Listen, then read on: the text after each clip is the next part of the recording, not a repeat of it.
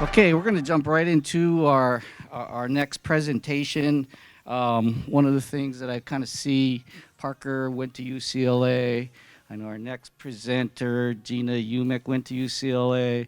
I know that our president went to UCLA, so I'm wondering if there's some kind of deal of how you guys got speaking here today. But anyways, our next presenters, they're getting mic'd up right now. I think everybody knows Andy Plummer came out with him and Mike Bennett with the Stack and Tilt back, I guess in 2000, 2007. They've worked with uh, many tour players, Charlie Wee, Steve Elkington, Mike Weir, to name a few. Uh, he's going to be presenting with one of ours. Gina Umeck is one of our PGA professionals who is the director of instruction out at Wilshire Country Club. So as soon as they get all mic'd up, Andy Plummer, welcome. Cheers. Yeah, you all good?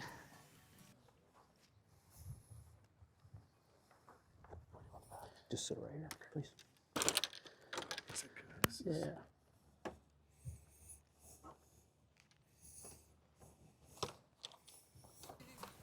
I think we'll also be doing like a live demonstration as well. We will. That would be great. Can everyone hear me here? Test, test. Hello? Gina, how you doing on the mic? Test. Okay. Yep. Okay, are we all set? Good to go? Okay, well, first, I'd like to thank everyone for this invitation back to Grand Del Mar. So, Sean, thank you very much for the inviting me, and also appreciate Gina for assisting me today and to help coordinate the event as well. I'm here today to advocate for systems in training golf and models. So systems and models, I'd say that they're the basis of science. And to use systems and models, to demonstrate how to use systems and models in your decision-making strategy for teaching golfers of all levels, from beginners to tour players. So as part of that, I'd say the first question that might arise would be, what do you mean by the term system? What would a system for golf look like? And Gina, what would you say? What would your answer be to that? Yeah, I'd say early on, I probably vastly misunderstood the word system. The way I've come to understand the definition of system is simply organized knowledge.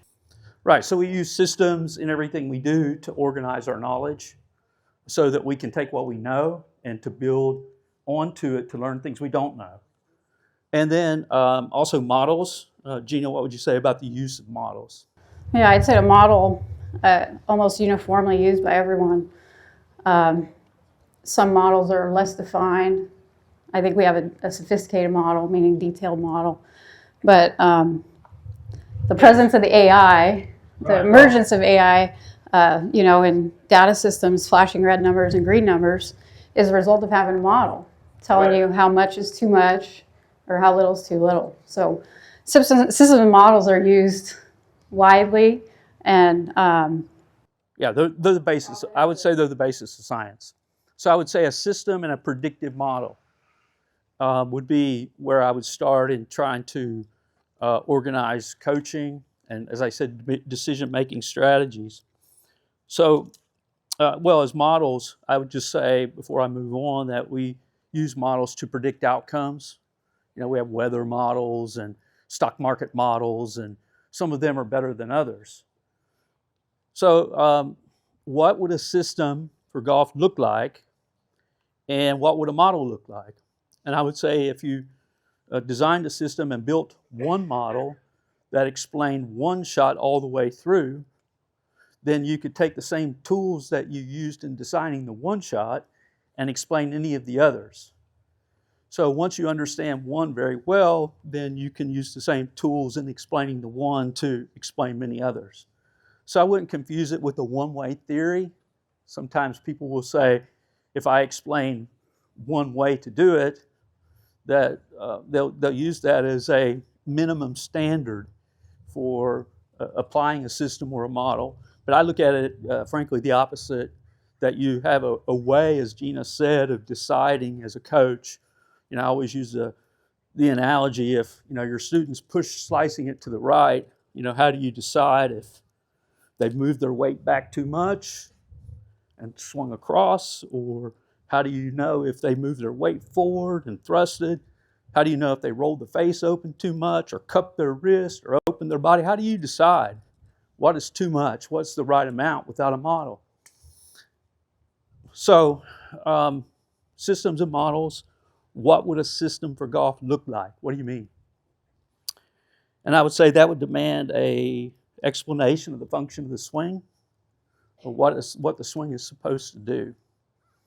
So Gina, if I asked you what the function of the swing is, where would you start in defining a system for modeling golf? Yeah, I would say the function of the swing isn't to hit it as far as possible. The function is to hit it far enough. Unless you're in a long drive contest. Unless you're in a long drive contest. Function of the swing to control the low point, contact. Function of the swing is to hit far enough to play the course. And the function of the swing to control the curve. So that you would say that the swing has three functions. And there would be a hierarchy there. First, contact. You have to hit the ball. When I first started teaching, the first student I ever had was a complete beginner, and she swung and missed the ball, right? She has to hit the ball. So contact. So I could measure skill. I would ask the question in designing a system, Gina, how can we measure golfers of different skill level? And as part of measuring golfers of different skill level, I could first say that we could measure it by control or by their contact. As I say, you have to hit the ball. And in hitting the ball or making consistent contact, a factor in making consistent contact will be the control of the low point of the swing, or where the bottom of the arc is. And I'd say that the control of the low point is very closely correlated with skill. Poor players tend to hit further back on the ground. Sometimes they miss the ground. Whereas expert players can swing by definition and hit the ground in the same spot over and over again, and they can control the dynamic loft as they do that. So I would say that contact, and as part of contact, the control of the low point of the swing is the first thing in the hierarchy that I would watch for. Where's the low point? And the second thing, as part of making consistent contact, as I said, the poorer player will, if you did a test, we could stand in the hotel and just have all the guests walk in when they're registering, just put a line on the ground and have the person swing and watch where they hit the ground. And, the poor player hitting back, they'll miss the ground. Their dispersion will be wider. And from there, we can start to separate players into groups that are very strongly correlated with handicap. And Andy, would you say that to decide how good a player is, would you need to see them swing, or could you make conjectures based on the low point control? Well, I could start to narrow down the possibilities, or I could start to have an educated guess from there. So contact. But it doesn't do me too much good to make consistent contact, beautiful control of the low point, and hit the ball 20 yards. I've got to hit the ball far enough to play the course, to reach the par 3s and 1, the par 4s and 2, the par 5s and 3. I've got to hit the ball far enough while still making consistent contact. So then I would say that the swing has now two functions, contact and distance. So that begs the question is, where does the distance come from? And is there an order for which the system is powered up to providing the energy to the swing? And I'd say there's a very specific or certain order, absolutely. And then the third function of the swing would be predictable curve. So we can measure skill by control of the low point. We can measure skill by club head velocity. We can measure skill by dynamic loft. All those are very closely correlated with or distinguish poorer players from better players. The third fundamental, a predictable curve. How would you use that to distinguish golfers? What would you say? I would say their face vector and path vectors being tighter versus more divergent. Yeah, so you could have a golfer who's hitting in front of you, taking a lesson, or coming to practice with you, warming up, and you could just narrate their ball flight. Oh, this curve to the right, this curve to the right, this curve to the right. And most of the people I find, the amateurs that I deal with, they don't see the patterns in their stroke. It's just a bad shot. And so when I'm going to have someone up to hit some balls with me, I make it a practice to narrate all the shots in the beginning. Oh, that was low on the face, that curve to the right, that curve to the left. I make it a practice to narrate the characteristics of the shot to help reveal the patterns. Would you say you do that as well? Okay. So that would be three fundamentals: contact, distance, direction. And I would say in that hierarchy. Right. So we just elaborate on that for a second. Yeah, so I think we're all familiar with traditional fundamentals. Grip. We can have the perfect grip. Whatever that is. Alignment, right. Grips vary in and of themselves. Dustin Johnson got a lead hand turn grip. John Rahm's on the other side of the spectrum, the most supinated. Daniel Berger might be the most pronated, so on. So there's variety of grips. It's a variable. It's an important variable. It's not that it's not important, it's just not a fundamental. So the fundamentals traditionally, So grip alignment, posture, stance. We'd say those would be static. So I'm standing here not moving, right? Static fundamentals. I'll have the perfect grip. I can have the club face alignment be perfect at the target. My toe stance line, perfect. Heel stance line. But I still can't predict my ability. You can do a perfect setup and still be a terrible player, right? So my point there is that static fundamentals of grip, posture, stance, alignment, ball position say nothing as to your skill. Can't measure skill by them. It's not that they're not important, right? No doubt, they're important. I would classify them as important variables of the swing as opposed to fundamental. And as part of that fundamentals, I would say we could measure skill by contact, the low point, distance, the velocity of the club, the dynamic loft, and then third, a predictable curve, or the geometry of the stroke. So that's how I'd arrange the game in my mind. And so I can begin every lesson by assessing the student's performance of those three tasks. Oh, notice that was low on the face, that ball curved to the right. And then that would start the diagnostic process in using this system. So I think it stands to reason that the first thing I would explain before we actually have someone hit balls is, what controls the first fundamental, contact, and the low point. And underneath that heading of controlling the low point, I'd need to build a model to perform, as I said, those three tasks. So to start to explain what controls the low point, I'd start with building a model that used two centers, the center of the shoulders and the center of the hips, the center of the pelvis.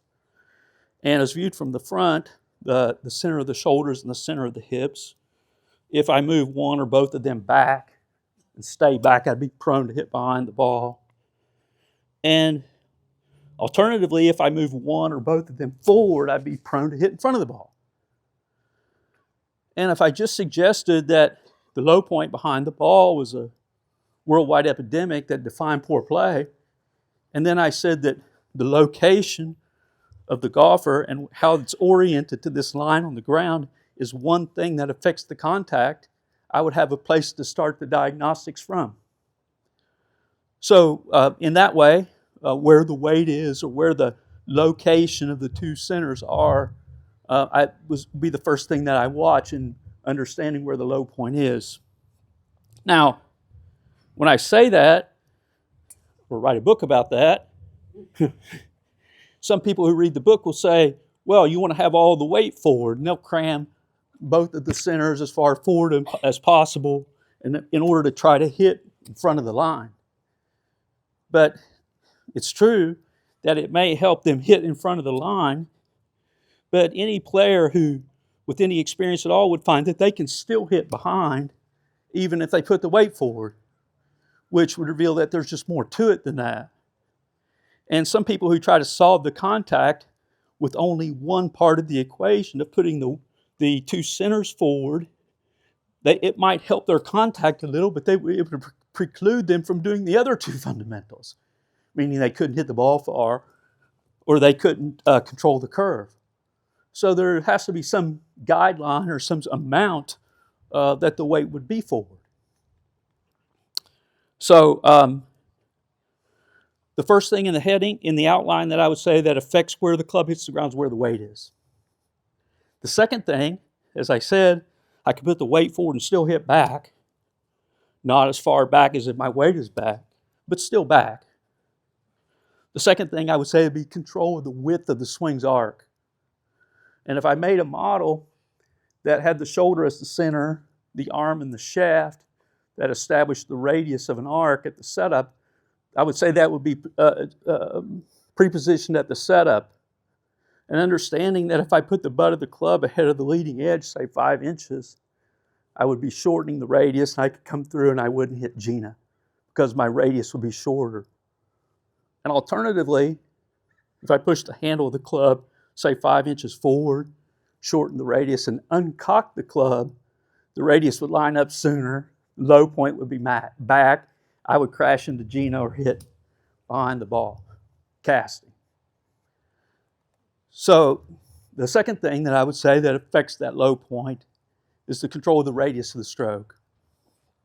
The third thing I would say that controls that first fundamental would be the swing direction, meaning the more I swing to the right, the more the low point moves back. And the more I swing across, the more the low point moves forward. So that would be 3 variables, a 3-variable equation that people put together in slightly different percentages to be able to navigate their way back to the ball and make consistent contact. And as a system, I should be able to tell if I was having a contact problem, which one of those is off. Meaning, if the swing direction is to the right, and that's moving the low point back and making my club bump the ground behind the ball, that would also be correlated with pushing, right? So it would throw me in a very particular band of shots of pushing and hooking with the low point behind the ball. And then, a couple more pellets. And then, I swing to the right, the low point's back, and to miss the ground with the low point behind the ball, maybe I raise up out of my tilt, bend my arms, and now I thin, push. So I go fat, push, thin, push. The low point moving back by the swing direction to the right, as I say, is creating a very particular set of shots that should be recognized by the golfer. Alternatively, if I move the weight back, release the club, and the low point's behind the ball every time, the only way I could ever get to the ball there with the weight back and the club uncocking too soon would be to swing across. So then I could get the low point forward, but it would throw me into pulling and slicing and another very particular band of shots. So what I'm saying there is I could use the flight of the ball to help understand which of the 3 areas I need to practice. Anything you'd like to say about that? No, I would just say that I think the message to all the presenters was to give something usable on a daily basis to the average golfer and to assess them according to their low point and to know what controls the low point. For me in coaching was probably the most unmatched first step to diagnosing what's wrong and helping somebody when you have 30 minutes. Correct, which we're going to have 30 minutes. Which we'll have. To use the system and go, I'll go through the logic when we have someone here hitting and the reasoning process. Okay, so contact, first fundamental, first task. 3 things that affect the control of the low point. Where the weight is measured by the 2 centers. The control of the radius is measured by the butt of the club to the leading edge, and the swing's direction, whether it's outward or across. And as I say, you could tell by the flight of the ball, which one of those 3 it would be. Which brings me to the second fundamental. Distance. Energy into the system. And I need to explain where that energy comes from. Went to that stack and tilt presentation. Those guys keep all their weight on the front. Can't hit it far like that, someone might say. I would say, just where do you think the energy comes from to that person? So, Gina, if I asked you where the club head's velocity comes from, where would you say the energy comes from? So the mechanical quantity known as angular momentum. Tricky word for me. Didn't understand how it would help me in playing golf, much less, or teaching golf, much less playing. But when I understood that angular momentum could be substituted for circular momentum versus linear, the term had a little bit more relevance because I could vaguely see the swing as a big arc. And so if someone said to me, where does the club head's velocity come from? I would say, and right. So what do you mean, or how do we apply that principle to the swing, or modeling the swing? I'd say first, I would explain that golf by design is played on a tilted angle. We stand at the side of the ball. And as we stand at the side of the ball with an angled club, to swing the club on a tilted angle, the path of the club would be an arc. And the path of the hands, to move them on a tilted angle, could also be demonstrated as an arc.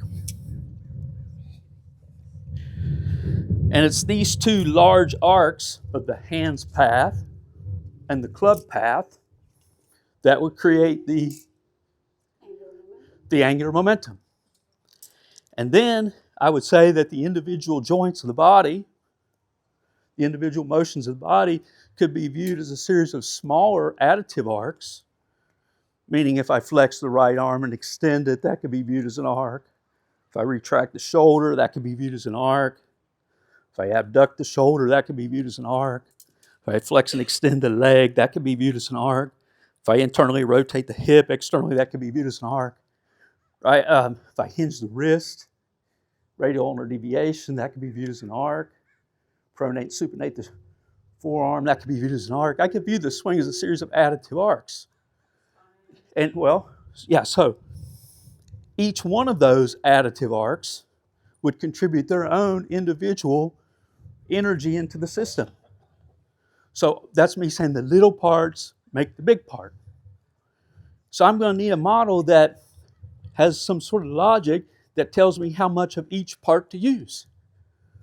Andy, do I pull with my left or push with my right? Do I extend my leg off the ground? Do I rotate my hip? How much of each part to do?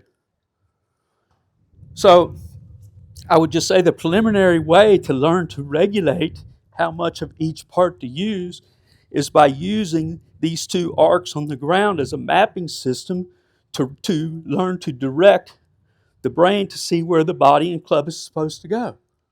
It seems stunning to me to think that I played golf, competitive golf, most of my young life with no routing system. I'd stand over the ball. I look down, I see grass. I don't see anything. I don't know where I could go anywhere. Once I understood just this basic concept here, and I stood in this arc, it gave me just at least some continuity. You'd like to think that you could learn golf and pick up where you left off and not start over every day differently from a different place. So by starting off in these two arcs, whether it's in Miami or San Diego, I've got the same guidance system with me. Then I would say that these two arcs on the ground that help us to model the angular momentum in the system, that demonstrate the arc level parallel to the ground, could also be raised up into three-dimensional space, meaning if I have the target line in the shaft, I could hold that in the air, and I could have a representation in the air for a hand path on the backswing. And I could do the same thing on follow through,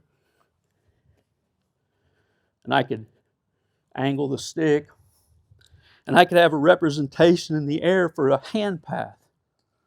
And that was a huge moment for me in my golf development, because I had no perspective at all how far back behind me, speaking for myself, this point was. I was way out in here. And I think a lot of people don't have any perception in the air of where they are. One, they don't know where they are. And two, they don't know where to go. Right? So they don't know where they are, and they don't know where to go, which is the epitome of lost, right? Don't know where they are, don't know where to go. So this was the first step for me to come out of the wilderness, so to speak, of complete confusion. And if Gina holds those two sticks, then I would say that we already discussed that if I swung to the right, what would that do to the low point? Go back. Move it back. Andy, are you saying that everybody who swings to the right hits behind? No, right? They would have to do something else to compensate for the low point being back. What might that be? Gina? Rotate. Or move their body more forward. Right? They'd have to do something else to compensate for the low. Move the ball back in their stance. Right? So my point is that first, if I have a standard, then and I see a swing that goes to the right, I have an expectation of what that would cost. And if a swing goes to the left, I would have an expectation of what that causes. So this grid on the ground that I'm building, that starts with these two arcs on the ground, as I was saying, acts as a visual reference system. And that's the most important thing I think I can leave you with today. There's a couple of diagrams to organize golf, all your knowledge around. I listened to Parker talk.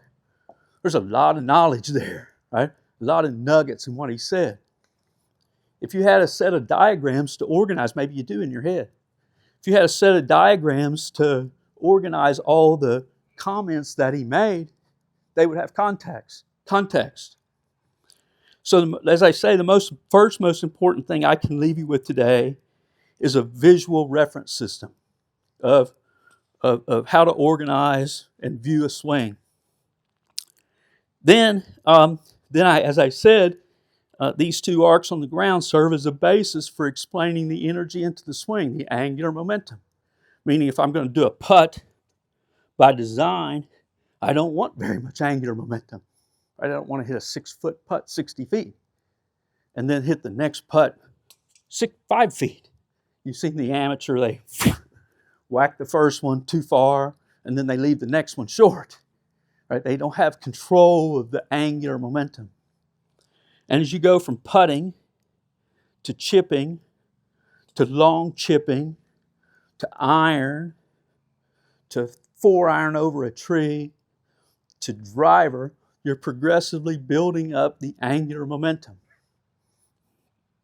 And so I think it makes an interesting point there just on designing a short game system of how to annul the angular momentum on the short shots, because I heard Parker talk about taking the energy out. Caught my ear.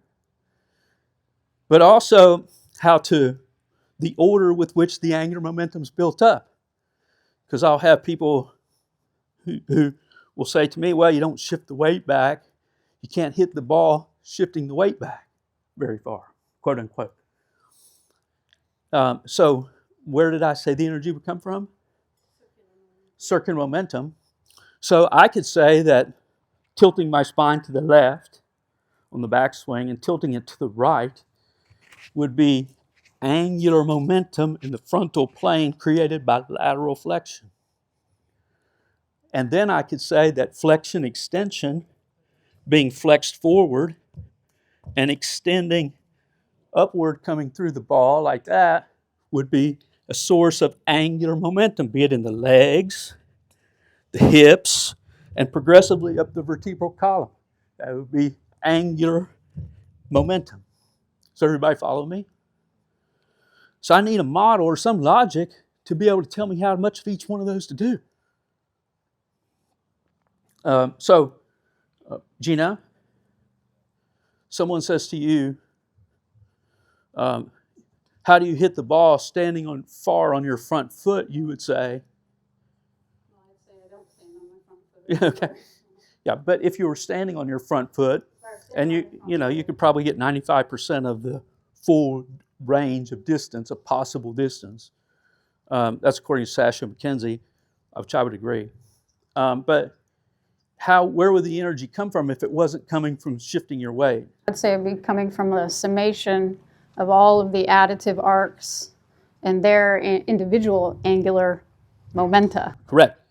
So I'll pose this question to y'all. If I shift my weight back and just translate back with no tilt to the left and shift forward like this, I don't have any circular or angular momentum there. So translation back and forth is linear by definition. And the angular movement in the frontal plane and from down the line are huge, huge sources of angular momentum in the stroke. So you can probably see, after I've discussed there just preliminarily about where the energy comes from, working my way to the third fundamental predictable curve. And I've got a framework here to start to model the geometry of the stroke with a hand path and a club path. So I'm going to add a few sticks here to be able to explain the geometry. And as I do that, as I add sticks, I'm going to say it in the same order every time for redundancy. So I'd say the golf is on a tilted angle.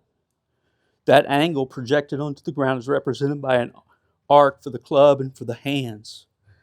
We already discussed how the center of the arc was the shoulder. The arm and shaft make the radius that comes from the center. And if I project the center line onto the ground, that is the shoulder, the butt of the club, and the leading edge in line with one another. If I project the center line onto the ground, I would have the center of the arc projected onto the ground. Remember, I said a couple of schematics, a couple of diagrams to file your information around. Now, I've got a 9-iron. In hitting this 9-iron, I'm going to place the ball 3 balls behind the center, or 3 balls behind the shoulder. Said differently, 3 balls back on the arc, 3 balls behind the center line. So when I moved the ball behind the center line, I didn't move it straight back, I moved it on an arc. So when I put the ball, here's my center line, when I put the ball 3 balls behind the center, or 3 balls back on the arc,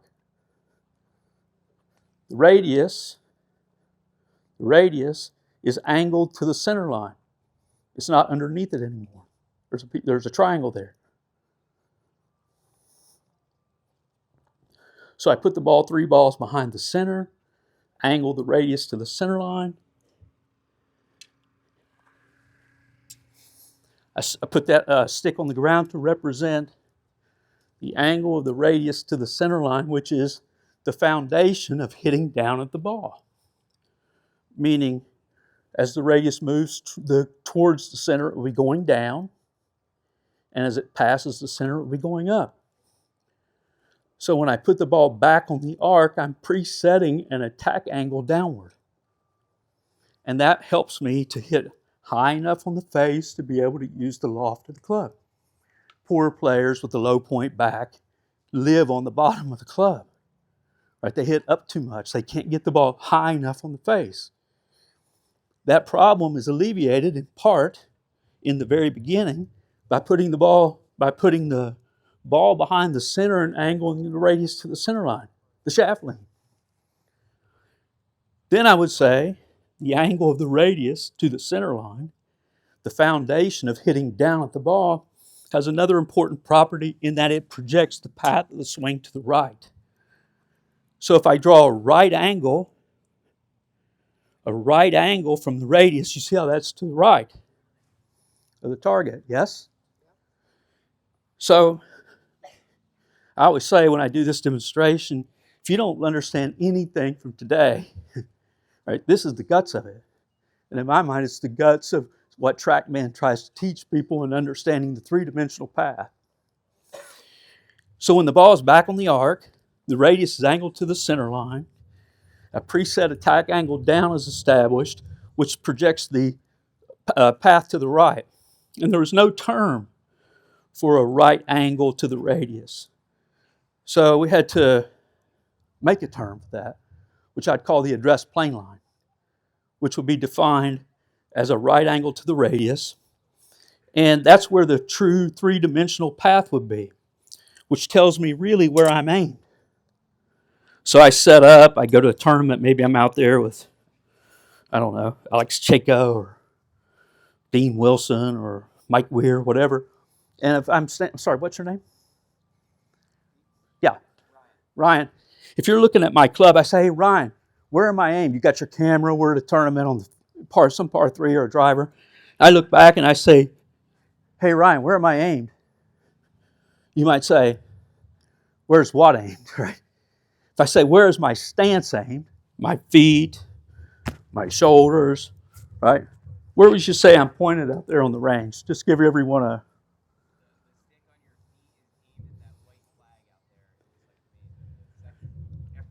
On the putting green? Yeah. So you'd say, Andy, your stance is aimed at the white flag. But, Andy, because the ball is back on the arc and the radius is aimed to the center line and you have a preset attack angle down, the three-dimensional path is, where's that pointed? Towards the purple flag. So the preset path is on the address plane line. Okay? Good with that? Okay. Now, this is a hugely important concept because it allows us to understand how to aim the club and put the club into the diagram and to model a shot. So as I put the club into this diagram, I can almost design a shot here. I've got a hand path, a club path, a left arm, a club shaft, a ball.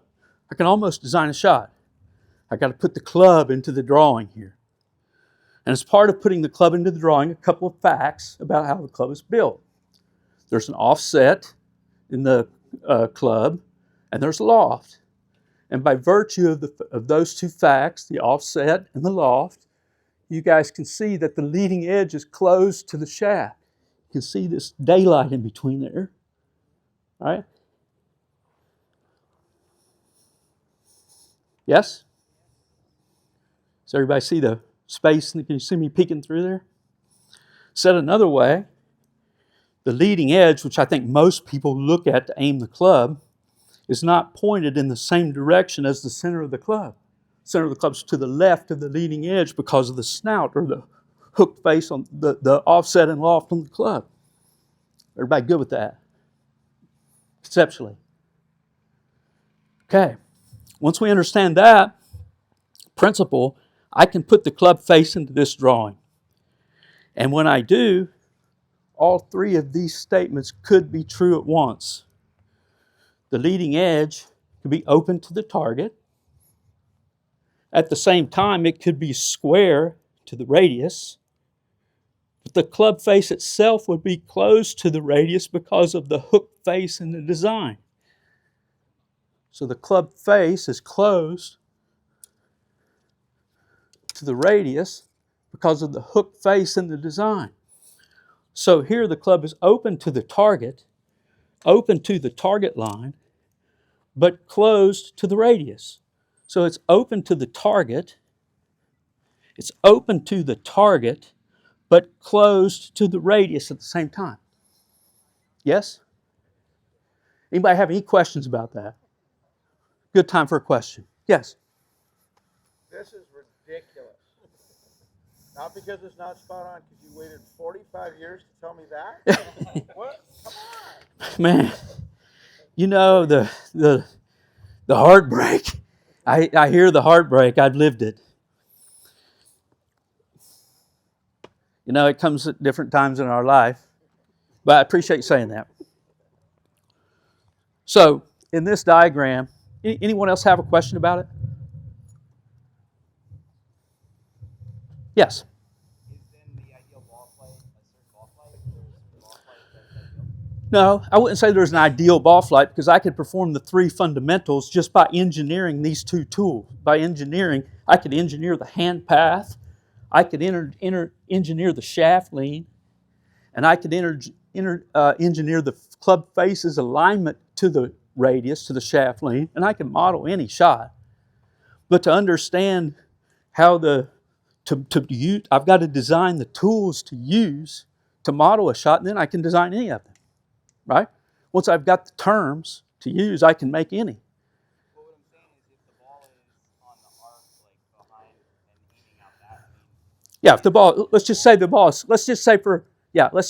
6 balls back, right? Let's just say I play it way back. What does that do to the address plane line? More to the right. What's it do to the preset attack angle? More down. So when I hit the ball with the ball back on the arc, I've got the path more to the right. How do I not hit down 10 degrees or 6 degrees? Well, I have to use something else to shallow the attack angle to make up for how far back to make up for the amount the radius is angled to the center line. Right? The ball would always start to the right of your foot line. Well, not. So that's the next sentence. So thank you for bringing that up, and then I'll come right back to you. So once we've got this basic shot, I'll pull it back to the basic one, 3 balls back for my 9-iron. Once I've got this basic one configured, then I'd have to explain the ball flight laws. That was a problem. 2005, Mike and I traveled the tour. I started taking names because I would ask the top players, you know, just a 50-50 chance here. When you hit this ball that starts out to the right, what do you think is giving it its rightward start direction? Do you think it's the angle of the path of the swing, or do you think it's the angle of the face? And I got a large video library of people answering that question.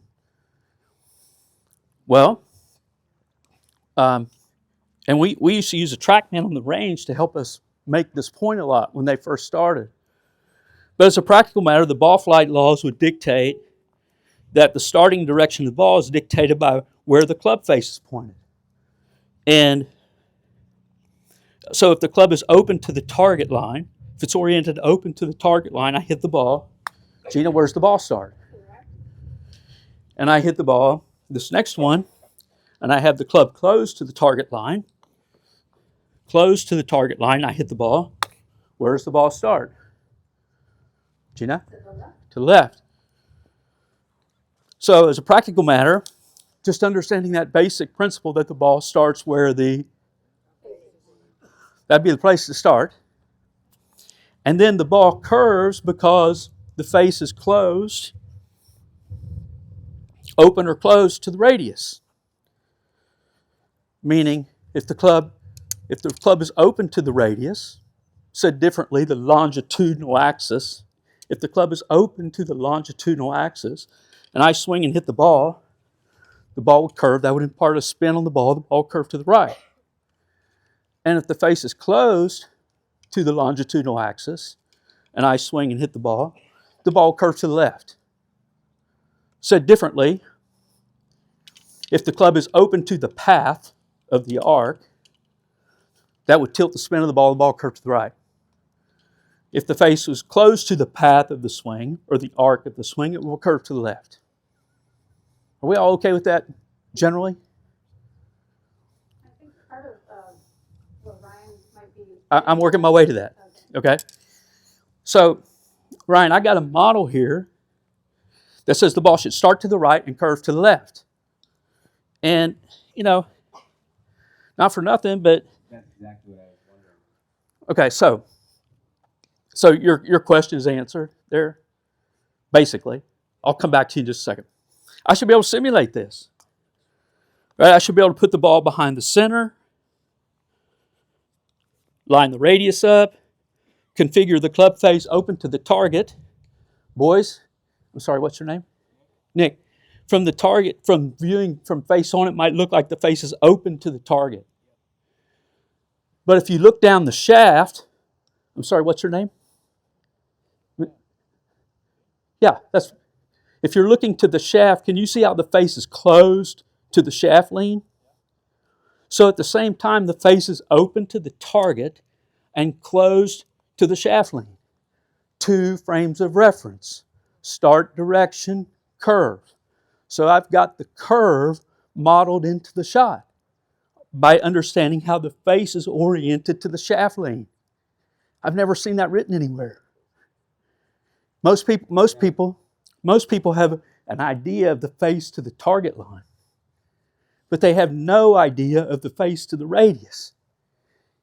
And that's another way of me saying the shaft lean, the foundation of hitting down at the ball, is a directional vector, has a directional component. The shaft lean has a directional component. So if the shaft is leaning back, the path would be more to the left. Yes? Good? Okay.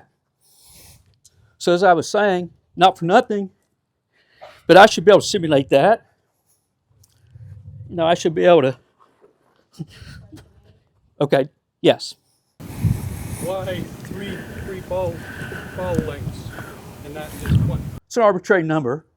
I picked it because I had a very particular amount that I wanted to hit down at the ball, and a very particular amount that would project the path to the right. I'll demonstrate one here in just a minute where I play it back 6. And you can see how that would make the path more to the right. Yes. But I'll do the basic one first. Just chip it. Mike Bennett's not here. This is his part. I put the ball behind the center line, the radius up, configure the face open to the target, close to the shaft, and just chip the ball out there, and you see it just barely curves to the left. Same thing again there, Gina? Andy, did you roll your forearms with that draw? No, right? The draw was already built in, and I'm just trying to transport the built-in draw around the arc. I don't have to release the club or roll the face because the draw was already there.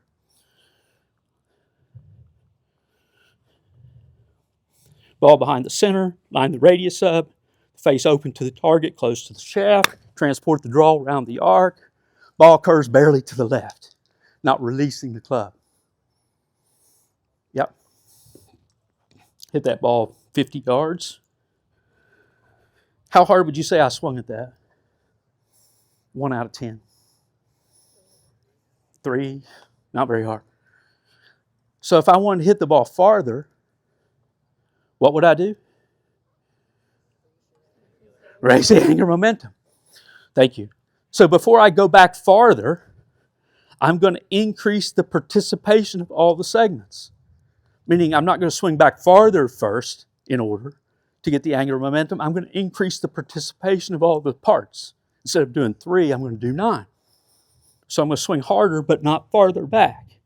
Ball behind the center, line the radius up, configure the face open to the target close to the shaft, transport the draw around the arc, just do this half swing, and I hit, what was that ball? 70 yards, 80 yards, 90 yards, something like that. So I increased the energy to hit the ball farther. This is part of Parker's conversation, about how to hit the ball from 30 to 40 to 50. I heard him say, 60 yards is something different. Remember? right? It starts going into a bigger swing. And what I'm saying is that I can power up the system and I can get all I can out of that drill. And then I'm going to butt my head up against how much I can get. And then, so, what would that look like if I just did the same drill as hard as I could? Ball behind the center, line the radius up, transport the draw around the arc, and I've got, 100 yards, 110 yards, punch shot. So I'm just suggesting that when you go from chipping to 3/4 shots, that when you power up the system, you increase the energy of the joints first. That's me watching a tour player hit a 70-yard shot, and they're not going swinging back like they're hitting a driver on a 70-yard shot, right? They've just increased the energy. Okay. Gina, where's the last bit? I've got all I can out of that little half swing, half back, half through, transport the draw around the arc. I can't hit it any farther. Those shots are low, medium low trajectory. What can I do to get the last part of the height and distance? What do I need? To give me more. To get the last part of the angular momentum, I'm going to need a bigger swing. So I'm going to start moving the club back farther, following through farther, and starting adding the wrist to it. Ball behind the center, line the radius up, configure the face, open to the target, close to the shaft. Ball just barely draws, and now I'm throwing it up in the air. So I think that would be a progression. Okay. So that helps me work my way into building a model shot that's a predictive model. What's the chances of that ball slicing? I could do that all day. Never curve to the right. It's Caddyshack. I never slice. I could do that little shot all day. That's a valuable piece of information, I think, for a beginner, a place to start from.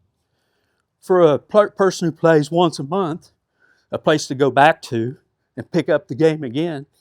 And a place for a good player to warm up in the morning, and a default place to go back to when they have trouble because it's a known outcome. Okay? Question?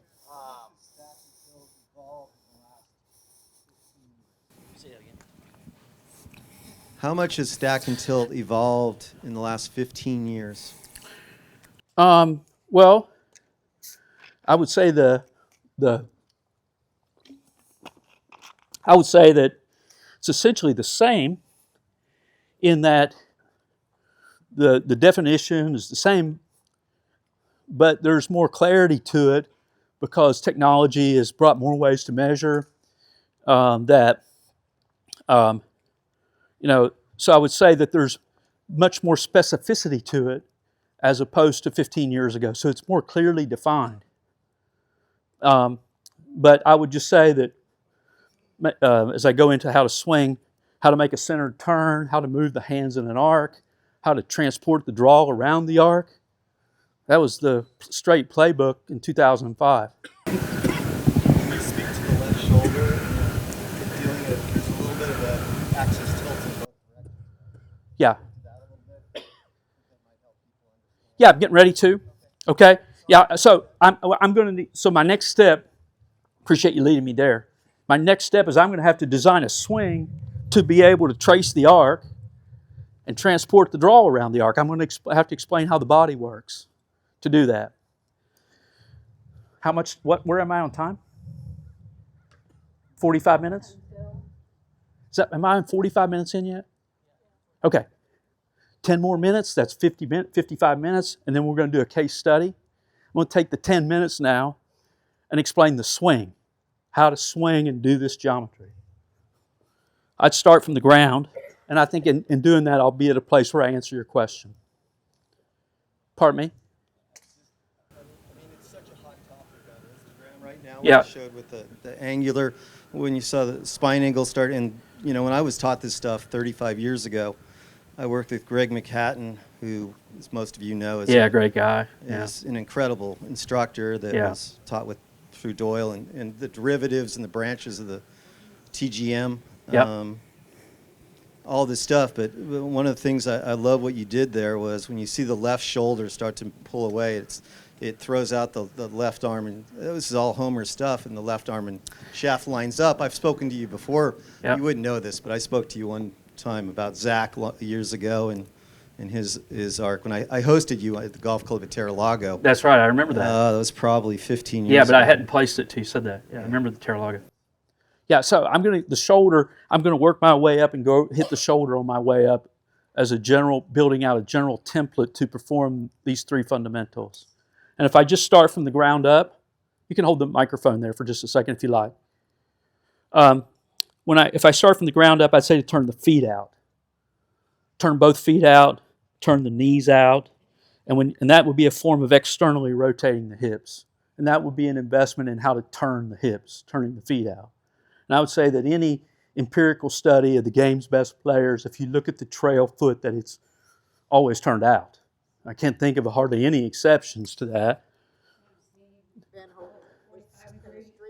No, he wrote in his book he did, but he really didn't. He had an externally rotated hip, his foot turned out. But even if you want to say that he did, then there would be one.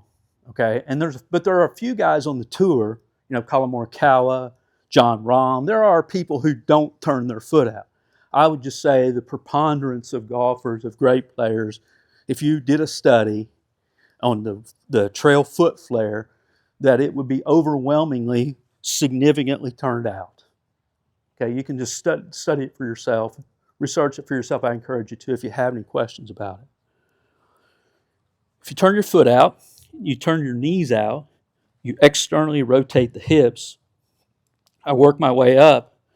I'd say one of the engineering concerns of the swing is how to turn the hips, say 90 degrees on the follow-through, around a lead leg where the foot is on the ground. So the ankle it's hard for the ankle to rotate when the foot is on the ground. The knee is flexion extension, it doesn't rotate. So how do you turn the pelvis, say 90 degrees? And I think a lot of poor players, and even some good players, butt their head up against that problem. They don't know how to move their hip. So I'd say as part of that, the lead hip is externally rotated, and you can see that my seam of my pants is turned out when I set up.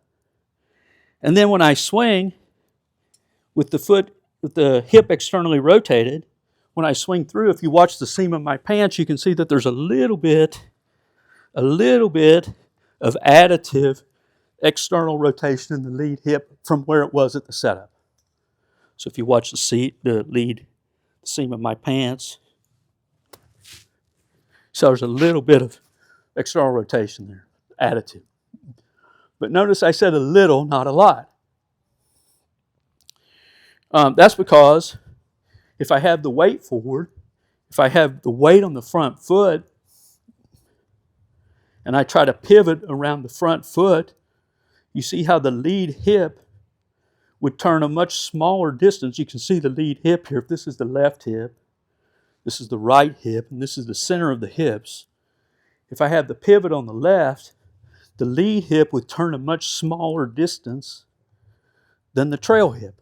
The trail hip's moving much more than the lead hip.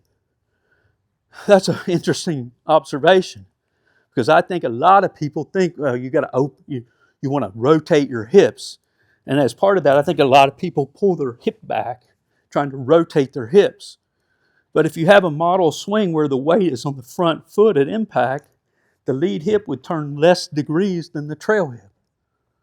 So as part of that, the lead hip, they would only turn the same distance as if the pivot was in the middle. Left hip, right hip would turn the same distance if the pivot was in the center. If the pivot is on the front, the left hip turns less, the right hip turns more. So when I come through, if I just put all my weight on the front, turn my foot out, there's not much external rotation in the lead hip. There's more movement from the trail hip rotating towards the midline. Can everybody follow that logic? Does anybody have a question about that? that would look like this. My right hip is rotated to the midline. My left hip is barely moved. I think a lot of people think that it's this way. When I try to open my hip up, they move the pivot back. They move the point that they're rotating backward to open the hip up. A reverse pivot. And the club goes across the ball. So if I put the pivot on the left, the center of the hips, the point that I'm rotating around on the left, and just set up with all the weight on the left, transport the draw around the arc, right? You can see how I'm moving the trail hip more than the lead hip. Yes? Question? Working my way up then to the knee flex. I got 5 minutes. The knee flex, you change your knee flex. The left knee flexes, the right knee straightens. Their flexion extension joints create angular momentum. So when you flex the left knee, straighten the right knee, the left hip goes down, the right hip goes up, the hips turn on a tilted angle. The tilt of the hips is to the left. There's a left pelvic tilt on the backswing, not a right pelvic tilt. If I had a right pelvic tilt, what would that do to the low point? What would it do to the swing direction? So the low point, I'd have to have something else to accommodate for that. All right. Working my way up from the feet to the knees, to the hips, to the hands moving in an arc, transporting the built-in draw around the arc. Everybody knows that if the face was open, or could see that if the face was open to the radius, we could learn to see that on a camera. The face would be behind, this club would be behind the shaft. If the face was closed to the radius, it would be visible inside the shaft. So in doing that, I can learn to see on a camera open versus closed to the shaft. I can learn to visualize it. And then I would suggest you could also learn to feel it. Because if the face was open to the shaft, the weight, the mass of the club would be to the right of the longitudinal axis. So I could sense when I come in, if the club is to the right of the axis, oh no, this thing's open, I got to close it. Good players can sense where the mass of the club is. Poor players, the club dangles open, coming down. They don't know it's open. They just whack it. Off it curves to the right. Why does the ball curve to the right? Face is open to what? To the shaft, or said differently, to the arc of the swing. So in my teaching, what I find is that very few amateurs have any awareness of the club face and where it is during the swing, what it should look like, and then from there how to feel whether it's open or closed. Last part. Work my way up to the spine. Feet, knees, hips, hand path, built-in draw to the spine. Biomechanics is measured in 3 planes. Movement is measured in 3 planes. Up and down, like a whale, side to side, lateral flexion like a shark, and in and out. In and out. So those are the terms. Up and down, flexion extension, side to side, lateral flexion, rotation, 3D. 3 planes of motion, 3D. So the up and down, 1 plane, the side to side, 2 planes, the over top view, the rotation, 3 planes. So the hypothesis of the book and the system, to your question about how it's changed, is first to describe the swing in 3 planes of motion. There are no books that describe the book in 3 planes of motion. And I'd say there still aren't any books, except for one that defines the book in 3 planes of motion. First, so the idea of the book was first to design the swing in 3 planes of motion, and then second, to offer a model would give the golfer the guiding logic on how to blend those three movements together. How much of each part to do? How much extension? How much tilt? How much turn? So when I swing back, when I do a backswing, to start to explain the spine, I'd start with the first plane of motion, which is the flexion extension, meaning when I set up, I flex forward, and that gives me a forward bend. And if I swing back and I keep the forward bend the same, and I only rotate with this forward bend the same, the axis would translate in the direction that I'm rotating. The vertebral column will move to the right. And if I only rotate going through, keeping the forward bend the same, the axis of the vertebral column would translate in the direction of the turn, going forward, coming through. So that's me saying the angular velocity, the rate or the speed of the turn would pull the axis back on the backswing and pull it forward. You'd recognize that as a high handicapper going back with the club, going back and going with the club, going through. Then I would say that there's been no player who's any good at all that's ever been measured in 3D that keeps the same spine angle. It doesn't happen because the swing moves in three planes. Every golfer, which is a large statement, which makes it fundamental or basic, every player extends out of the forward bend when they swing back. And if anyone has a 3D graph of a flat bend graph, I'm excited to see it. I would like to see it, genuinely. But I've never seen one. So every player extends out of the forward bend, and what I'm suggesting is that extension is the first thing in the hierarchy that helps to raise the club up vertically off the ground. And in the absence of the extension to help the club to come up, golfers will look for something else. They'll bend their arms, bend their elbows, going back to try to move the club. So when Gina swings back, does a backswing, what I'm saying is that every player, it's only a question of how much, extends out of the forward bend. How are we doing on that? Yes? Awesome. The question is how much? What's the guiding logic? Well, if you subscribe to a theory, this is the theory, and one of the hypotheses in the book was that if you describe to a stable axis as viewed from the front and a stable inclination as viewed from the ground, you'd have to blend these movements together in a very particular way. I already demonstrated that if the velocity of the turn is too great, that the head will be pulled back on the backswing and forward on the follow-through. And then I said that every golfer extends, but why don't they raise up if they're extending? Is at the same time that they extend out of the forward bend, they're progressively transferring into a side tilt, a lateral flexion that is in the opposite direction of the rotation. So the side tilt is always opposite side to the turn. So to your question about the shoulder's trajectory, the left shoulder trajectory would be determined first by the degree of side tilt. That's what gives the shoulder its downward component and helps it go under the chin. So I tell juniors, down and in under the chin. Right? High handicappers bobbing up like this. I tell them down and in under the chin.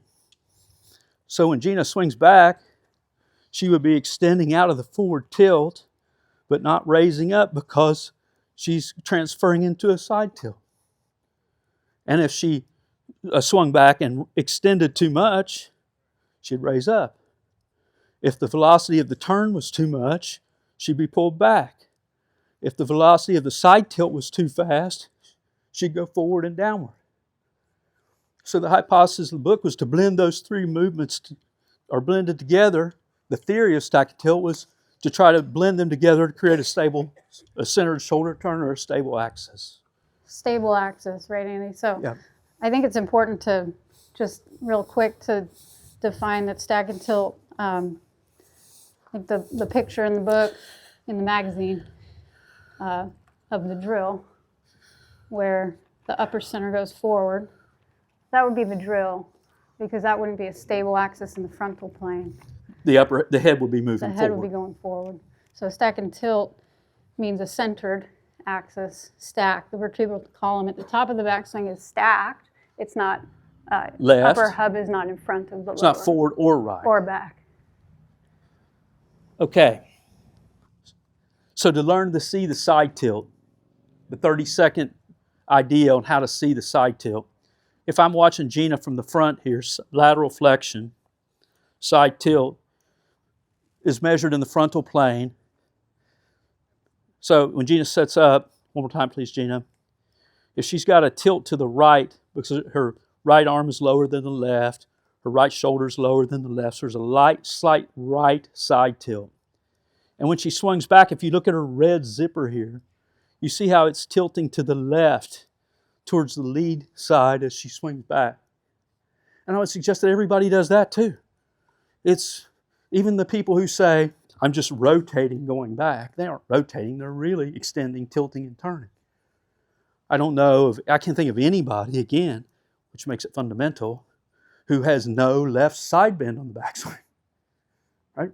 It's a basic movement of locomotion in all species. Lateral flexion. So, the explanation of how to extend and tilt. Did I answer your question about the shoulder yet? Yeah. Okay. Last part to turn. Then we'll hit. How to explain the rotation. We explained the whale, explained the lateral flexion, the shark, the turn. I'll explain the turn from the perspective first of the shoulders. We hold this here, Gina. The shoulder is the most mobile. Work my way up with the joints to the shoulders. The shoulder is the most mobile joint. It's a ball and socket. It's not affixed to the skeleton. It floats around the muscle. And as such, its movements could be subdivided. It's very mobile. So the first one I would explain would be the shoulder. When the shoulder sets up, it's protracted. When you swing back, it retracts. And that shoulder retracting makes up about 30% of what people think of as shoulder turn is retraction. And then that retraction would help facilitate the second movement, which will be an abduction. So if you hold your trail arm, those of you who want to, out perpendicular to the spine, I'd call that 1, 45, 2, parallel 3. 1, 2, 3. And that would be abduction. So then I could say the backswing would be extend, tilt, retract, abduct. Right, I could start to build the movements of the body to explain the turn. If I took the lead arm, I could code it the same. 1, lead arm, perpendicular, 2, 45, 3, parallel.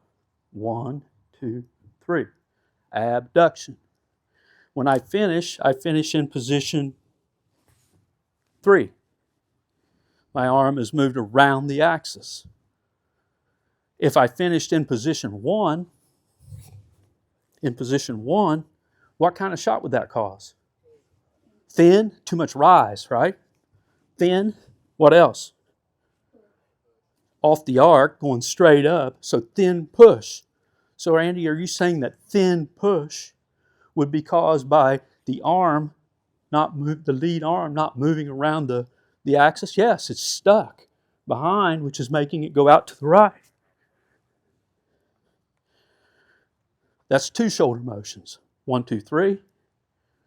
1, 2, 3. And I could build on that if I take the left arm across the chest on the backswing by protracting it and adducting it.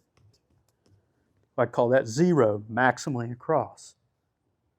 So then I could say the backswing would be extend, tilt, protract, adduct, retract, abduct. And those 3 headings I would call rotation. The lead shoulder, protracting and adducting, the trail shoulder, retracting and abducting, and the spine additive to the spinal rotation. And the spinal rotation comes from the coupled motion of the extending and the lateral flexion that rotates the vertebral column in the opposite direction of the lateral flexion. That's how the spine would rotate. And that would be my explanation of turn. Right? So that'd be a mechanical explanation of rotation. So, yeah. If there's too much abduction with not enough retraction, does that cause shoulder pain? You know, I would say that, the guiding logic that I use, there's a theory, Wolff theory in science called the theory of stress equalization, which suggests that the recruiting process for how much to move is guided by the idea of using the joints equally and not to overwork one part versus the other. So if I move one part too much, then it would overwork itself. And, so when I walk, I don't hop on one foot because I'd wear my left leg out and atrophy the right leg. Right? I blend them together, first for safety, and then second for performance. I'd be clumsy doing it on one leg. I learned to equalize the participation. Same way in golf. I'd build a model that equalizes the usage of all the parts. And when one part's too much, it might hurt me, to your point, be outside the range of motion, and it would cause a bad outcome. One of the three fundamentals would be off. So, turn, three variables: lead shoulder, trail shoulder, the three-dimensional description of the spine, 1, 2, 3. I call that rotation. Which gets me down to the very last part before we have our hitting and some drills of how to apply this information. The last shoulder motion I'll go over here today would be one parallel, if you hold your arm out parallel to the ground, one parallel, 245, three perpendicular, 1, 2, 3. Internal, external rotation. Right? The old windshield wiper. Right? So internal, external rotation. In the context of the swing, 1, 2, 3. 1, 2, 3. An additive arc that helps the club and the hands go farther around the arc on the backswing, the external rotation. One of the most difficult things for people, coaches, experienced coaches, I think, to teach. Because poorer players will swing back and they'll have a little bit of external rotation, and then they'll internally rotate and come over the top of the arc, pulls and slices. To help understand how that works, I'd use the same 1, 2, 3 coding system. So I work my way down to the elbow, 1 parallel, 245, 3 perpendicular. 1, 2, 3. 1, 2, 3. Internal, external rotation. So when I set up, I would have the elbow pre-positioned in the 3, facing outward, giving blood. And that would pre-position the shoulder joint in externally rotation, meaning it's already rotated. It doesn't rotate during the backswing. It's pre-positioned in the 3, so there's no rotation from the shoulder, no external rotation from the shoulder joint. It's preset. I think that's a huge thing for high handicappers who set up with the thing internally rotated like this. When you put the elbow in the 3, it would put the right arm more underneath the left.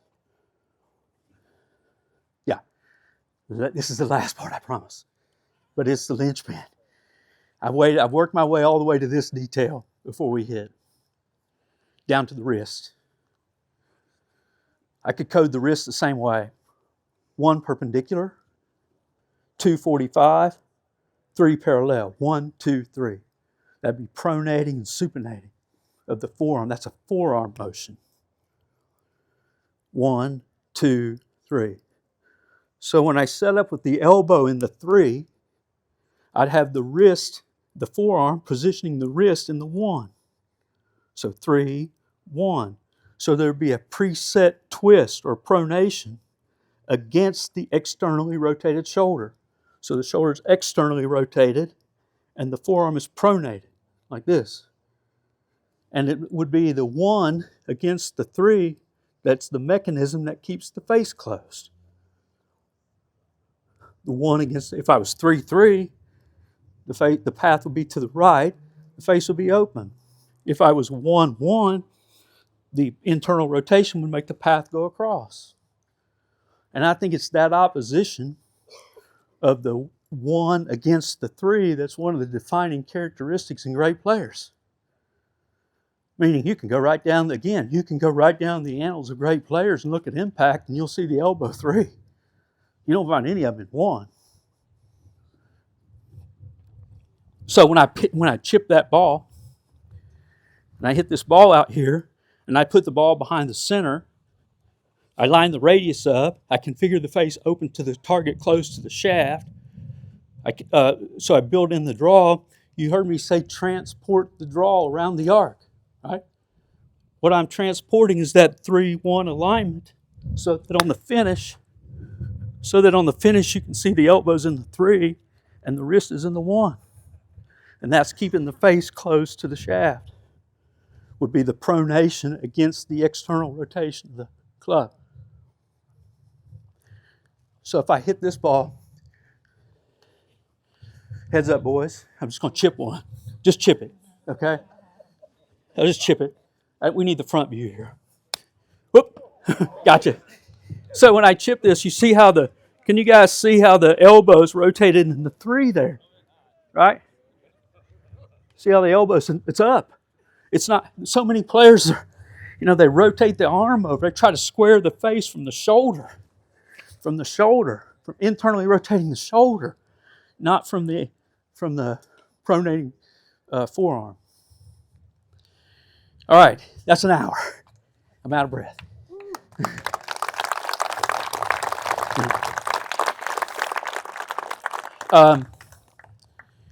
So as I said, this was a system with a model.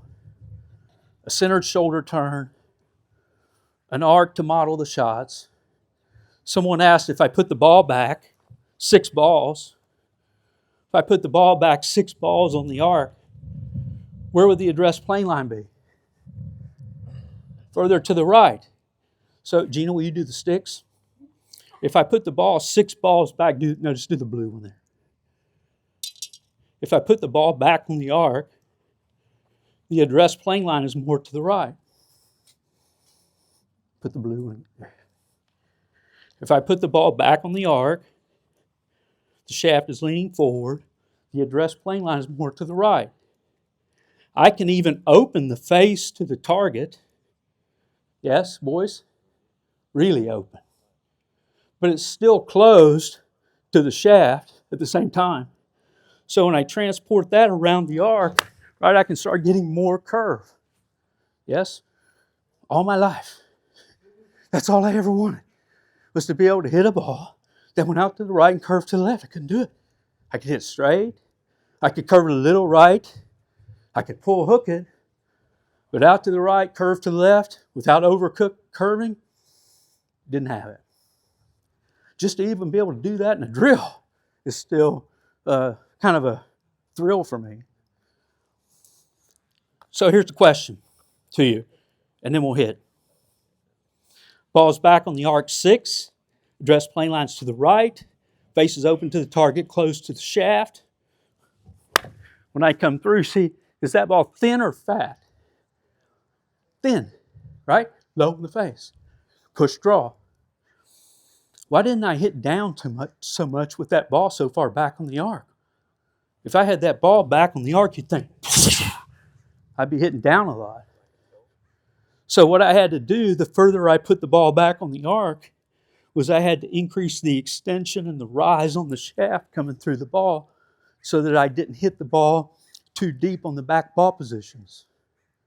So I have to shallow the attack angle, and I have a couple choices on that. I can extend, I can flex my left arm faster, Fred Couples, flex my wrist faster coming through. So I have a couple of choices on that depending on what effect I would want to get on the ball. Okay? Good? Yeah. So it has nothing to do with your left hand at all? It's all the right? No. In an hour, I don't have time to code the left arm. But I did say 1, 2, 3, and then I said 0, 1, 2, 3. So if I came through, if I swung back, Gina, can I borrow you for a second? Let's say I swung back and I moved the left arm to 0. Cross the chest, protract the shoulder. And I leave my arm alone, the shoulder protracted, and I rotate. Leave the arm alone and turn, right? So if I leave the arms alone and rotate the hips, what happens to the arm? It's further behind, stuck, right? And what's that do if the arm stays against the chest in position 0 and I only rotate the body? What's that do to the swing direction? To the right. What's it do to the low point? What's it do to the angle of attack? Steep. And then what would I do to fight my way out of the attack angle? And I'd flip my wrists or thrust my hips out of it. Andy, are you saying leaving your arm alone and rotating causes a push? By definition, yes. Are you saying how to fix push is the opposite? Yes. What are the analogies would be to help someone who's pushing their driver 50 yards to the right be? Well, from the trail arm, 1, 2, 3, the backswing, 3, 2, 1, 0, maximally across.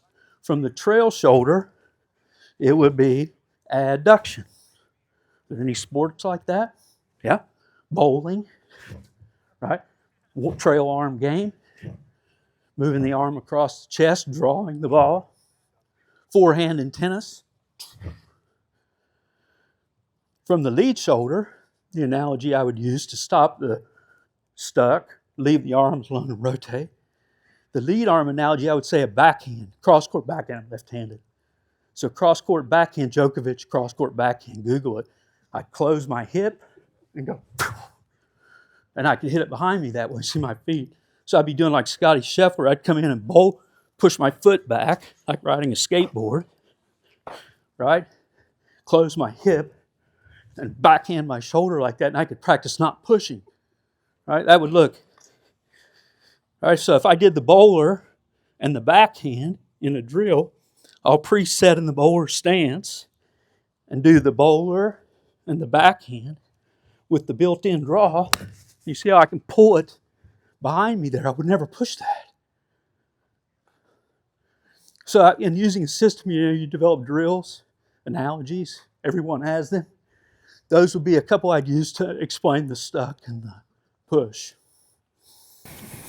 I just want to say thank you for your system model. It's been a great help for young coaches like myself who are kind of lost. So Thank you. My question is there any particular reason, after watching you explain it, why fundamentals 2 and 3 are in the order that they are? Good question. I touched on that when I said, the beginner misses the ball. So I'm trying to measure golfers of different skill levels. So I'd say, the first thing you have to do is hit the ball. The second thing to do is hit the ball and hit it far. Guys on the tour can do both of those. It defines them as being pretty good. Good contact, distance. They vary on number 3. Most of the time I go to tournaments, it's ball control, polishing up the curve. I'm maybe 3 yards or 5, a little bit on the attack angle, but not much.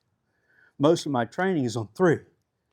But beginning golfers, it's contact mostly, distance, they can't swing fast. So I have to teach beginners more preliminary pieces as opposed to the little details of the 3 and the 1 and the wrist and the club control, face control. So there's a hierarchy there. Gosh, I'm so sorry. Because that was... You guys want 15 more minutes? Yeah. Come on up, Trotty. Okay, 15 minutes? We should be able to line this thing up in 15 minutes. Sorry about that. Sean, I was trying. You were awesome. Thank you. Yeah, cheers. Andy. Chris, I know you. Yeah. I feel like I do anyway. How are you? Nice to see you. Okay, so I'm at a tournament. Guy like Chris comes up. Hey, Andy, let's hit some balls. I got a couple questions. first thing I'll do, will you grab the camera? First thing I'll do is grab my camera, have Chris hit a few.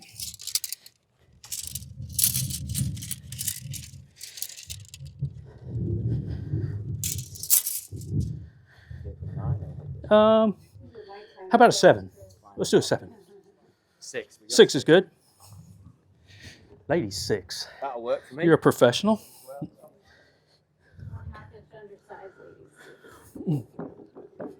Yeah, I caught that.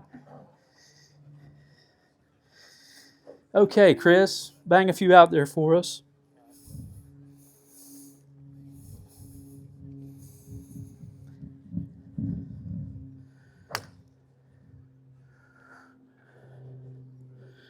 What would you call that, Chris? How would you describe that? Low in the face. That's what I was going to say. Thin? Yeah.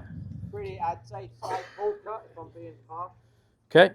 but I'm over the moon with it considering I stood there. Yeah, yeah.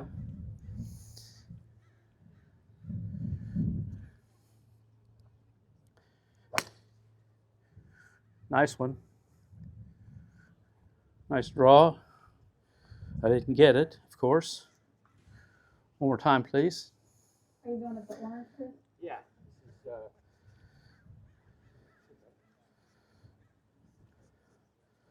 Yeah.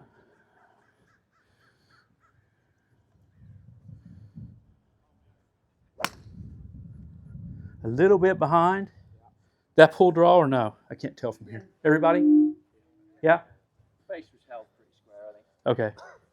Did it, I couldn't tell. Did it curve? Just a pull. Just a pull. Okay. Good? Yeah.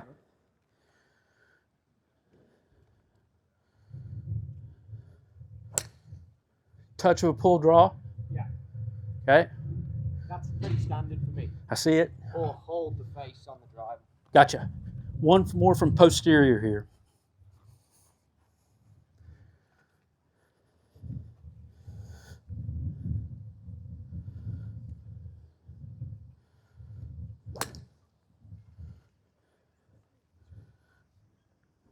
I didn't see it. Gina, what do you got?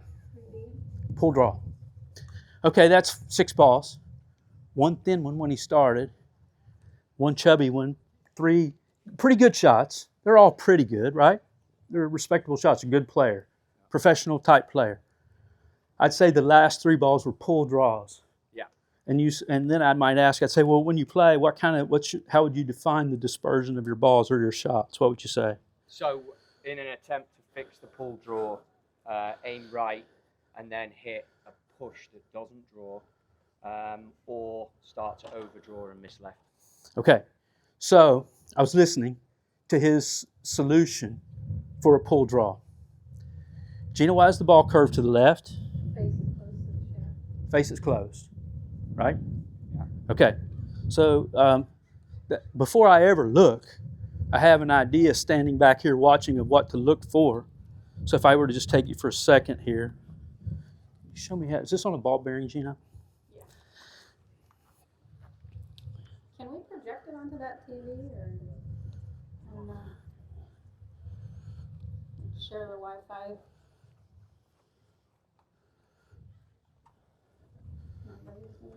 Yeah, thank you. Come over here, Chris. So hopefully we can get this on the screen. If not, you can just listen to the description, and Gina, I'll have you demonstrate. I'm going to pull up a model here.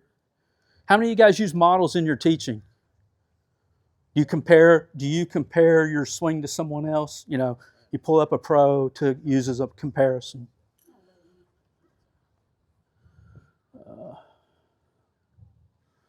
So I'm going to use this.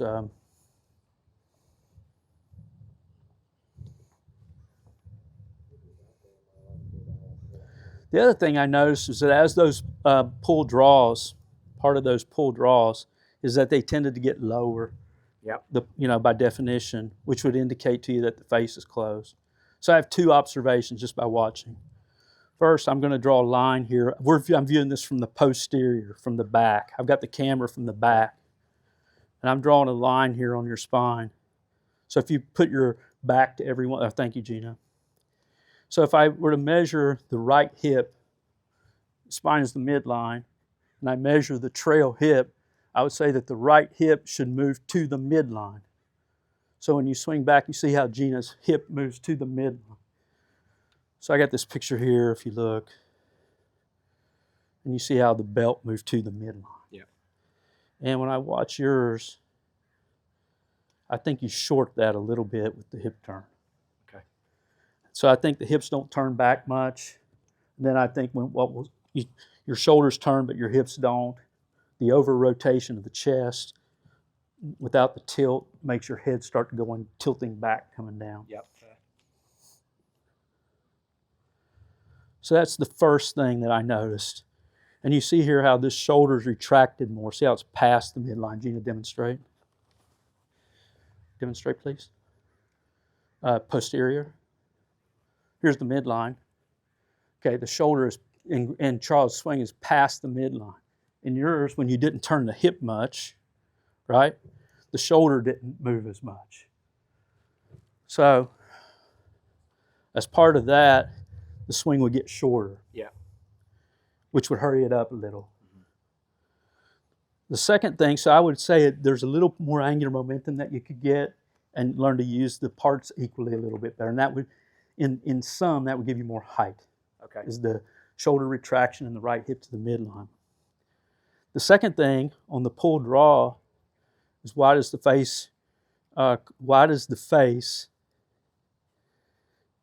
ball curve to the left? Gina, why does the ball curve to the left? The face is close to the shaft. Biological problems are solved in nature in very specific ways. Overdraws are solved very specific ways, right? The face is closed to the shaft, too much curve. So if I took a model here to help you see, without a model you might not see it. Okay.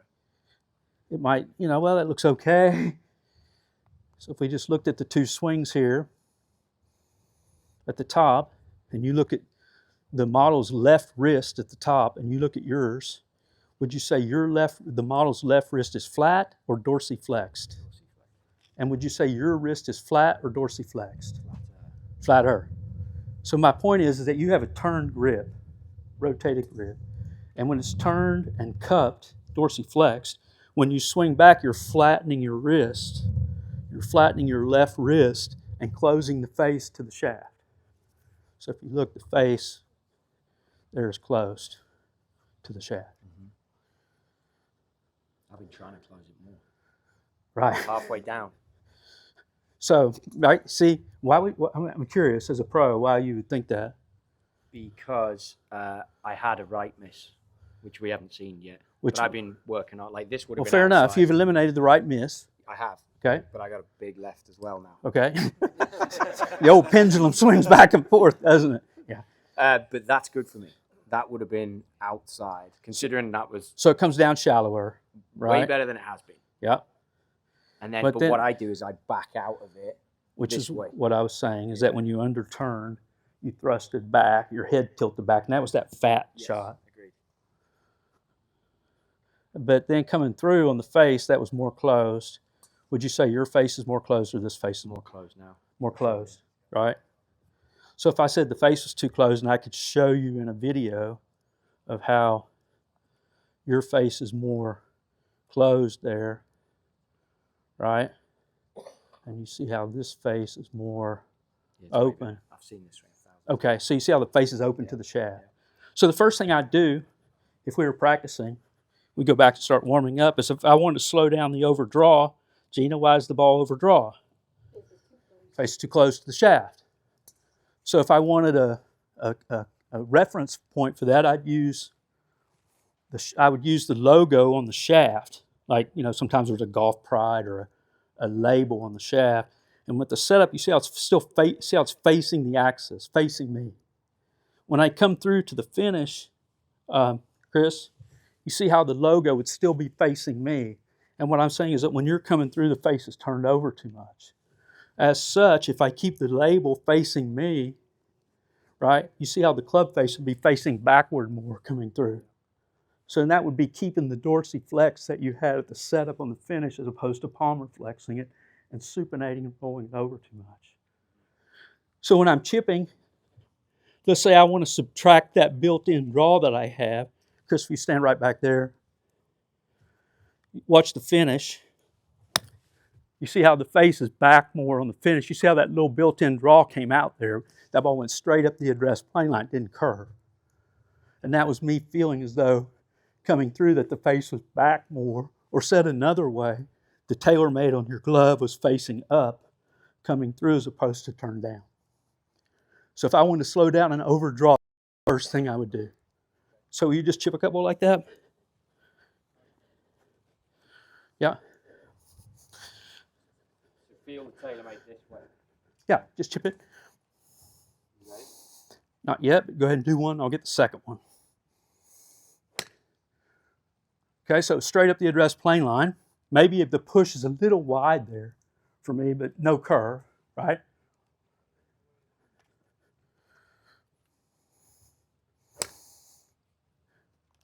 A touch of a cut, and I think that's probably why you might be slow to go down that avenue, right? Yeah, I've had big right misses, which is why I've tried to change the downswing. Okay, so that's going to lead me to my next part. Hang on just a second. I'm having trouble with Gina's ball bearing here. Okay, bang that. There we go. 3/4 shot there. One time. That's good. Gina, you got the plug in on the computer? I'm going to hold a club here this time. And I'm going to say on the finish, ready, watch. 3, 0, arm, face back. Yeah. Face back to me. Yeah. So the 3 and the 0 is going to take the push out. Yeah. The push is from the stuck, and the tilting back. Yeah. So let's just chip that for a second. There. Yeah. Chip it. Yeah. One more time. Pardon me? That was better. Yeah. Are we plugged in there? Yeah. Excellent. Yeah. Again? Okay, come look at that now.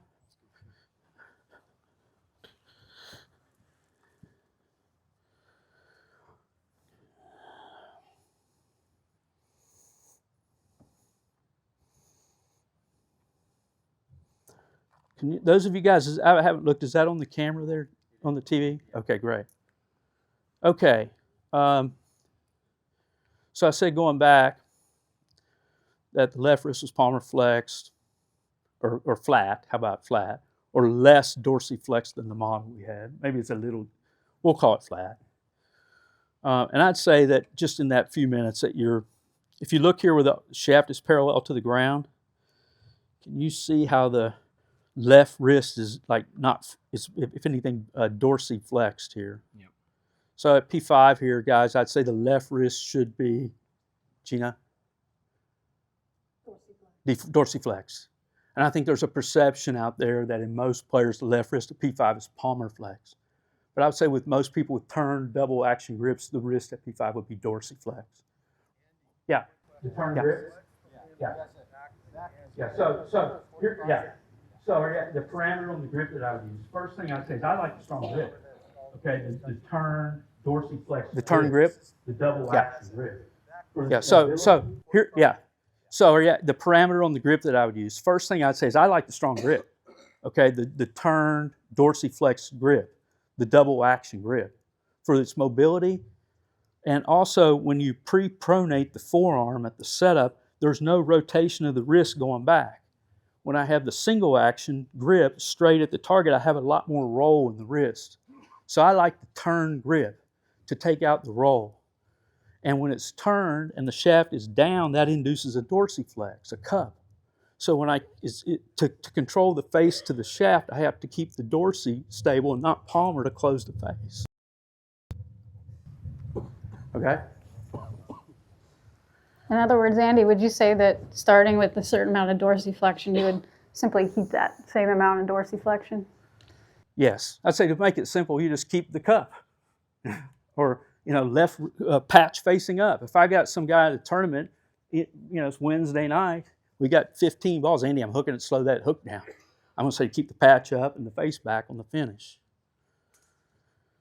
So I wanted to take this one here and just show Chris coming through and show the face coming through on these balls.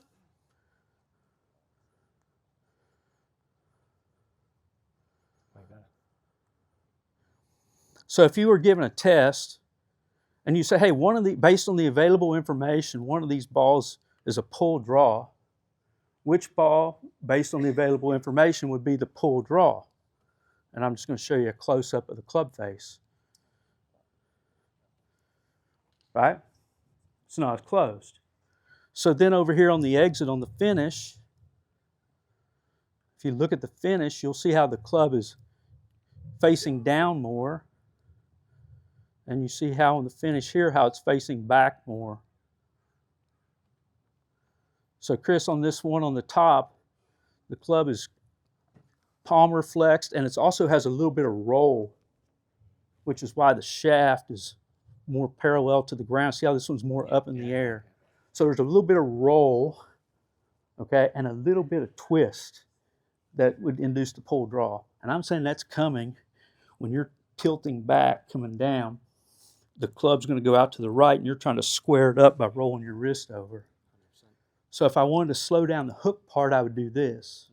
And if I wanted to slow down the fatting and the push part, I'd be doing the bowler and the backhand to keep the low point forward as opposed to tilting back, coming down. Yep. Got it. Okay? So, you know, I want to say, Sean? Yeah, Chris, you want to go ahead and bang a few out there? Or I'm good if you guys are good. But if you want to watch him, I'd kind of like to watch him pound a few out there and slow down that overdraw. I have one question for you. Okay. So earlier, I was going to ask you, but I know it's coming up. You were talking about the 3 balls and the 9 iron. Yeah. And the loft, they get it. And the face to the shaft, they get it. Yeah. So all of this, Yeah. driver, Yep. does driver then go in front? I play the ball on the 0 line or just one ball back. And that would give me a couple of degrees of shaft lean. That would be the basis for my outward path. Okay. So Okay, if I wanted to hit a draw.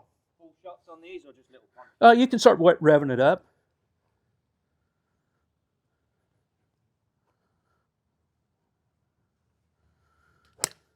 There we go. There you go. Helps to have a good student. Yeah. So I've been getting caught up in Here you go. early extension. Yeah. If I work on this, it should solve itself. Say that again. I've been getting caught up on early extension in an attempt to sort of get back here and get the path that way so that I'm getting rid of, like I had some pulls, so then I've ended up this way, which is now... So I would say you're trying to solve the pull by swinging to the right. Yeah. And I'd say you solve the pull by opening the face. And I think a lot of people try to open the face. The face is close to the shaft. I think a lot of people try to open the face by swinging to the right as opposed to twisting it around the shaft to open it up. Yeah, it's nice. Right up the address plane line, no curve. Watch this. Just this picture for everyone, and I'll wrap it up. Sean, okay? Here you go. Nothing like 5 minutes of practice.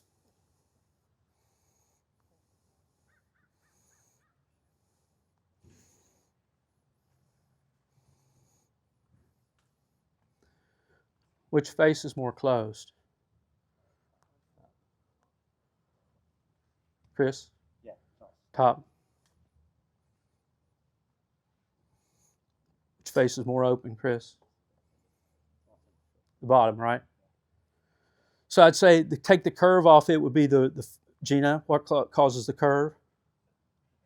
The face to path relationship. The face closed. What caused the ball to overdraw? Face closed. And what causes the low point to be back? Tilting back. And what did I say to not tilt back? How to practice not tilting back? 3-0, moving the arms around the axis. The bowler backhand to reduce the side tilt. That would move the low point forward. And then the point about the hip and this.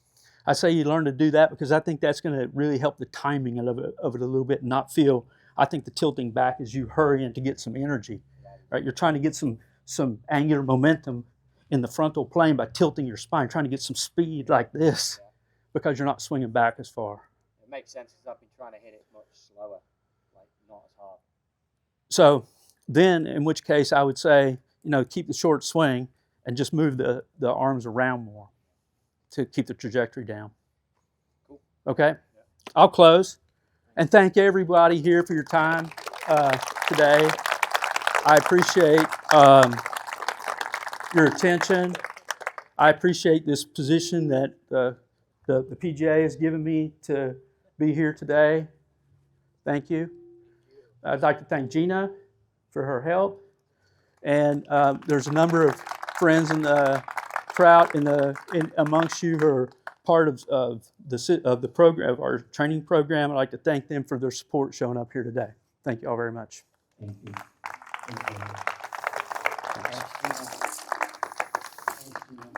Okay.